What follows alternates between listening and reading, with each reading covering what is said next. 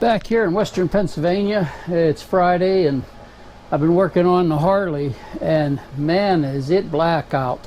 We had a lot of thunder and some lightning, a couple drops of rain, but I don't know if it's going to pass over. It really got black out. Okay, so I'm on the Harley and I figured out that it's the Stator right behind here, back in here, and you got to take a lot off. I'm just ready to pull this inner primary case off, and what I was concerned about is getting this off. Here's a little story. Back years ago when I had this bike, before I had done much to it, it would slip like the clutch a little bit. It would always slip, this and that. I put a new clutch in it, set it to the book, everything. It would still, when you start pulling a heel, it would like slip, then it would catch up to it. Couldn't figure it out. Well, the Harley shop's a good piece from us. The Harley Davidson dealer. There's two of them. They're both pretty far. So there was a bike shop opened up not far from here, and they worked on Harleys, and I think they had some old Harleys. He wasn't really a dealer. It was just a workshop. A couple guys in there, and they had a mechanic that wasn't bad. I'd have been in there a few times, got oil and stuff. I thought I'll take it down there. So I took it down there and I asked him, I told him, explained it. Oh, it took, man, I know, 2 to 3 weeks. Finally, he called and said, your bike's done. I said, okay, I'll be down. I went down and asked him what was wrong, and the guy said, the owner of it said, well, the mechanic went out. He said he's off today, and he didn't know what he did to it, but here's the bill. Okay, paid him. Went down 2 blocks, turned right, and there's a steep hill. I'll test it. Started up the hill, same thing. Now the power went off. My life couldn't happen to 2 dogs. So anyway, I should have took it back. I mean, I'm really getting mad now. I didn't go back. Disgusted. I think it was towards the weekend, and I had just finished up work the next day. So that night I went out to work. Next morning I finished up. I told Lois, I'm going to come out and take this primary cover off. It has to be in here. Something has to be wrong. I said, if I can't figure it out today, I'm taking it up to the other. I'll have to get a truck, haul it up there, and let them deal with it. Took this casing off, went through all that, and I'm looking at it. I looked down at the casing, and it was rubbed on the inside. And I'm feeling it, and I'm like, what would cause that? Well, what it was this compensating sprocket loosened up. It come out a little bit, and it was rubbing on the cover. It was loose. So I'm looking at it, and I'm thinking, oh, man. So I really gently unscrewed it, cleaned all the threads, put Loctite on, and I put it back in. Now you need a Harley wrench to tighten that real good. So what I did was, I was in a hurry to do it, made it, which shouldn't have been out of aluminum of all things, and a couple bolts, and and by God, I got it tight. I got it pretty tight with that. And I think it's reverse threads. I couldn't find it in a book, but this one back here for the clutch is. So this one probably is too. But anyway, what I did was then I took a big pipe wrench right on the edge of this, and of course that chain was on there, the primary chain, and I could stick a block in there, and I tightened that thing as tight as I could get it. Took it out the road, and I thought, here it goes. Went up the hill. Man, it never missed a lick. I said, that's it. So now that I'm doing this and I got to take this all apart, I said, I can't use this. I got to stop, make a tool. So what I come up with is, this probably has 4 prongs in it, but I'm going to use 2. I think 2 would be enough. And I had these bolts with a long shoulder, so I measured them up, measured the depth of these holes, and then added a little bit, cut it off, cleaned it up and made it real smooth in a lathe, and I'd fit it, and they fit and everything. Then I took a piece of steel and put across here and had to really be careful laying out, because these have to be dead on. If you had a milling machine, you could find a center and then go out this way, be perfect. With a drill press, you're hit and miss. Maybe, it's a little off. It was a little off, so I had to take the one hole and kept, filing it with a round file and got it to go down a little bit, and then it went in.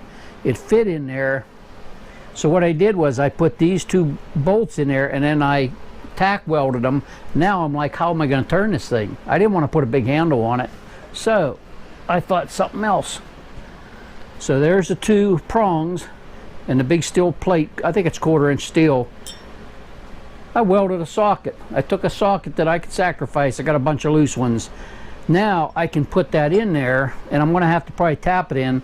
I can use the air ratchet to bang it out, but get it loose.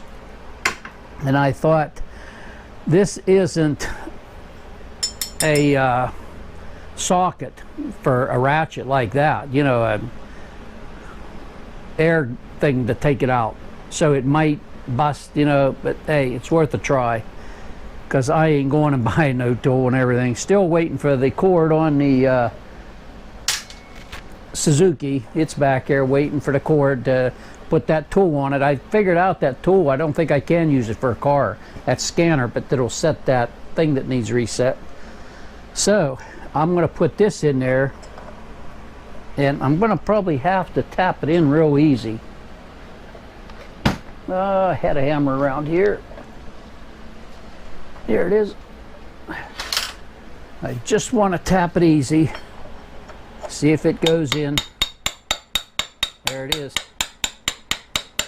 Now it goes in a long ways. So now I can put the air ratchet on it and shock it. I think I'm going to try tighten it in first, because I think this is reverse threads. But I can hammer it a little bit, you know, on it, do it the other way, and it should loosen up. Then the thing for the clutch back here is on a shaft. You need a wheel puller. I had a wheel puller on, and I had taken that off before, and it was a son of a gun. Of course, get the Harley tool. No. This time I thought, you know, that is on a tapered shaft. If you have a straight shaft, it's hard to do. But I have a slide hammer and it has them fingers. Well, you'll never get them fingers down around that thing with all them rods coming out of it. But I had one that was like a thick one, just you use it on one place and you got the slide hammer. So I did it up on the, like about 1 o'clock, and then down about 7 o'clock. I just bumped it a couple times, popped right off. All right. So I should have took this back out and took this off first, but it don't matter. This will come off without this yet. But that's just loose on there. You have to take the starter off the back and everything. It's a lot to take off to get all this to here. So let me get the compressor pumped up and see if that'll shock that off. I hope so. I had to get my compressor completely pumped up, so I'm ready to try this.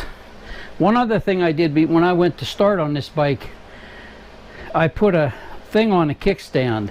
This kickstand never had nothing like the new ones have a piece that comes up like this, or they'll have a wire comes up where you can adjust it up and down a little bit, I think, and so you can get your foot on it. So I put one on. I copied it off of my nephew's 2000 Electric Glide. I seen his, so I measured mine up and I just tack welded a big piece of metal on there, tried it, it was the right height and everything, and I put rubber on it so when it goes up and hits the casing. So I'm ready to try this and see if I can shock it out. I think I'm going to have this going in because I think it's reverse threads. If it doesn't want to go, I'll go the other way with it. But I got my safety glasses on.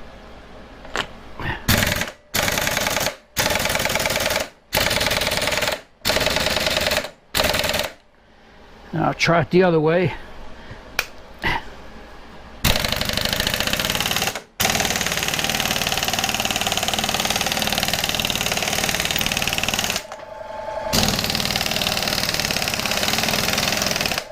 And it's coming. Something vibrated and fell over there, and the compressor come back on. But that's it. It's coming.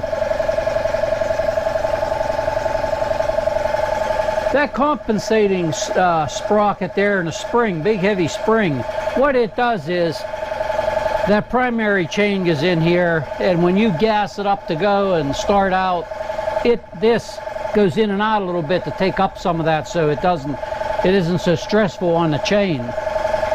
When this is all back together, this has to be completely sealed, airtight, because this right here drips oil on the primary chain, it goes down in here and it's sucked back in through the system.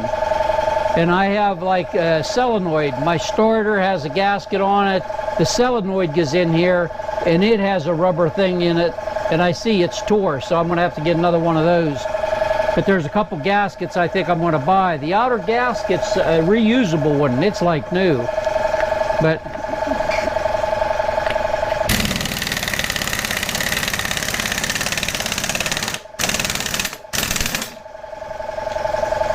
so it wasn't reverse threads. So now I'll mark that in my book really good. Here's my compensating sprocket.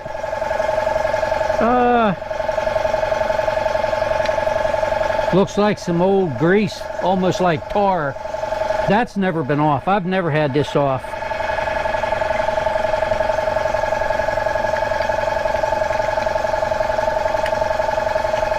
That needs clean. There's some little wee holes in there. Looks like maybe for oil. Maybe a little oil goes in there too. But there's that unit.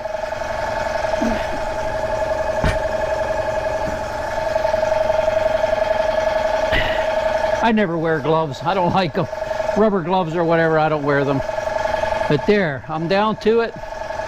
Now, I got one hose back here that leads to my, my oiler that comes through here. There's an O-ring back there. I'll probably get a new one of those for this. Then this, like pan-shaped thing right here will come off. They have where you put bolts in. Diller tool, Harley Davidson tool again, but I ain't going to use it. I'll come up with something, put bolts in here, and have something that I can maybe use a slide hammer or something. Get this off, and then that stator's right behind there. Then up here's a plug that goes into the casing, and then your rectifier plugs into that voltage regulator. It plugs into that.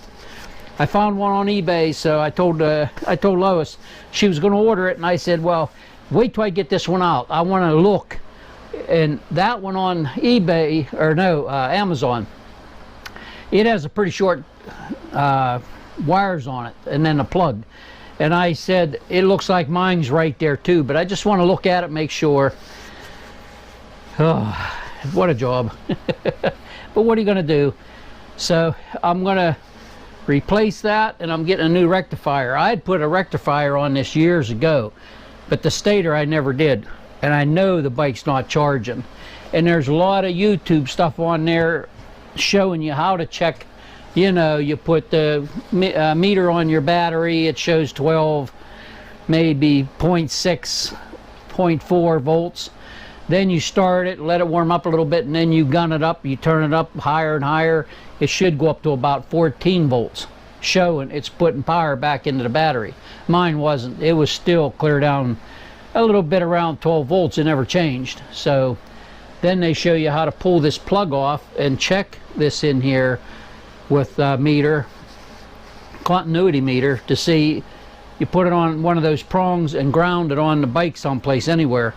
If it's got it should be open. It should be not grounded. Mine, the plugs, the little, there's 4 of them in there. I think only 3 are used. So I think it's like a 3-phase system on this. And I touched the one, put it on ground. It showed it's getting continuity. So right there, it shows it's burnt out someplace. A wire's broken in that winding. Something's wrong. So it's best just to pull it out, put a new one in, put all this back together, put a new rectifier on it, and I think I'll be okay. I hope. Take a hose off back here so I can get this off. This will slide right off. Work on this, pop that off, and I can look. And I think it's going to be the same as what I seen on Amazon, and I can order a new one. Now I'm down to the last part to get this off, to get the stator. And I have this, what is it? Harmonic balancer puller, but all the bolts in it are not the right thread. I didn't know what these holes were. I didn't have a bolt to fit it. Found out what I did was I got my tap and die set, and I run a tap in it, found one that would just turn in real easy, and it's 5/16 by 24, and I think I got these 3 inches long. And what I did was I got some washers. I got a 5/16 and then a 3/8 to put on top, so it spreads out a little bit, holds on better. And I'm gonna tighten these up a little bit, and hopefully this will pop off. There.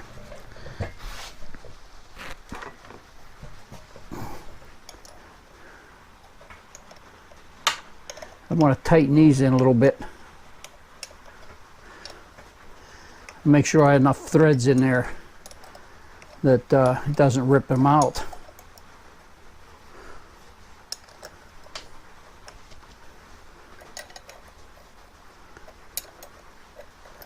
And then I get this out tonight, I can go in and order a new part for it.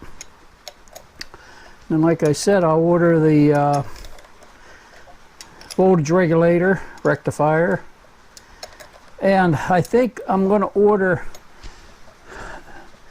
that boot thing up here so that this side's sealed up.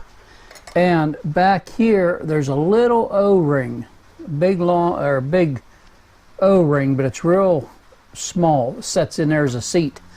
I'll order that because I shouldn't have to be opening this up no more.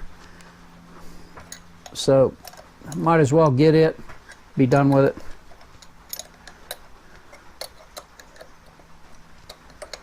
Well, that's pulling on it right there, just that. Usually you use a center thing, but I want to make sure this is pulled up. I would have liked to have the set where it was this, the rotor, the stator, and everything. That must be. I turned, yeah, that's coming. Man, that was easy. Look at that. I thought that thing would be such a pain getting off. It's coming right off. Holy man. Now, the only time that I've never taken this off, but the bike, when I got it years ago, it had, I think, 18,000 miles. And later on, I have it marked down, I had Harley Davidson dealer, a really good dealer, redo this whole engine and go over it. There it is. Man, that's been closed up a while. Now I imagine they had this up because they supposedly split the casing and did everything. They checked, they put new bearings in it, all through it, and they said they checked the heads and that. The cylinders, I mean, they said the cylinders were fine. They just honed them out and put new pistons, rings.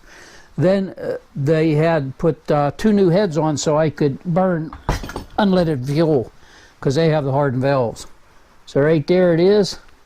I take 4 out, and that cable is short, like the one I saw on Amazon. The wife likes, she gets a lot of money and she has it on Amazon. She could transfer it over, but she said, when I said about getting that, ordering it, and she said, well, I have it in the money in Amazon, I'll just get it for you. And I said, hey, fine by me. She said, look it up on Amazon. Well, they had it. So I'll be ordering that. Take those 4 out and then see what I got.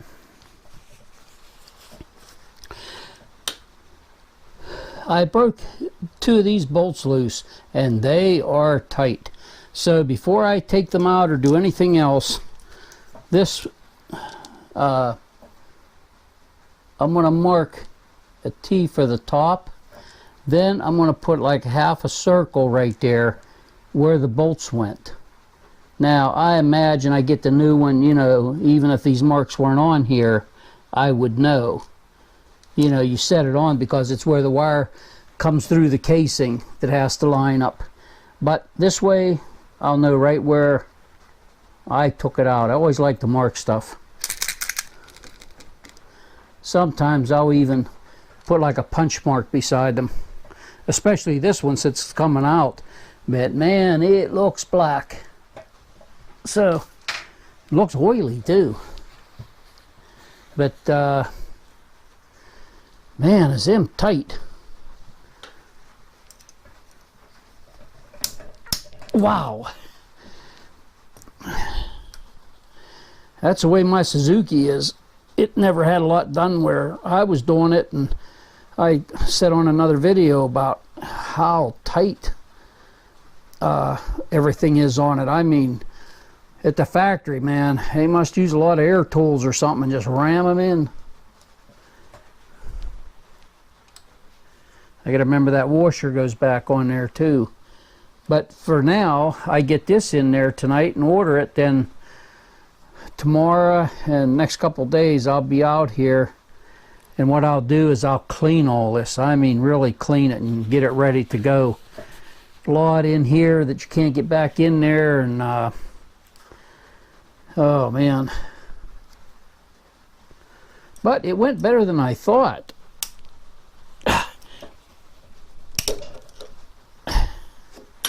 I know the one time I took that clutch off, I think the first time, the outer bell housing for the clutch and that's all I bought new. When I was redoing the bike and had it really down, clear down to the frame and everything, I said, I'm going and getting, you know, new stuff. I only had 18,000, but I wanted to do it. That way I know it's done. And when I had it out there, oh, did it run nice. It was really purring. Just gotta wiggle it.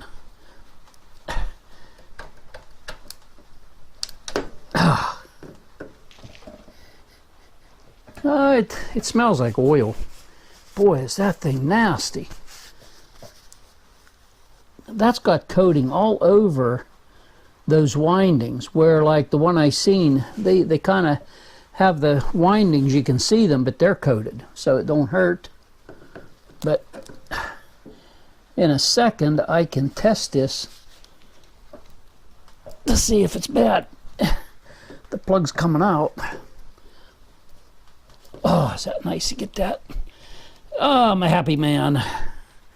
Oh my goodness, this is nasty looking.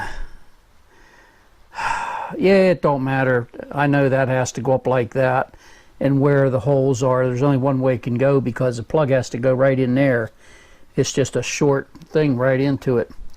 So I'm going to take some carb cleaner, clean this up, and then now that it's off the bike, I want to check the plug with here. When you put your continuity meter on one of these plugs, there should be no reading on this. If it is, then that's grounded in there someplace. And I think that's my trouble. So let me clean this up. Man. And then I'll test it and see what it shows. Here's my stator out of the bike, and here's the plug for it right here. So I'll put my meter on, and I got shined up a place there to get a good ground on it. Now, any of these four plugs should have no continuity to this ring, this metal ring where it's grounded to the bike. There's the first one, it's got contact. Second one, contact. Third one, continuity. And the fourth one, the same. So there it is. That's the problem. One of the problems. So that's one of the problems, and it shows right there. That's how you can test it. You can test it on a bike too, and I did, and it showed that. So that's, I think I can get one for just under $60 with they charge tax now and all that, and then the voltage rectifier, whatever you want to call it, it'll be about another $60. So I'll get them two ordered and be set. Then just start cleaning it. I get the parts, start putting it back together. And I think I'm going to order some gaskets for that side, because I shouldn't have to ever in my lifetime open that up again. Hope not. I just want to ride.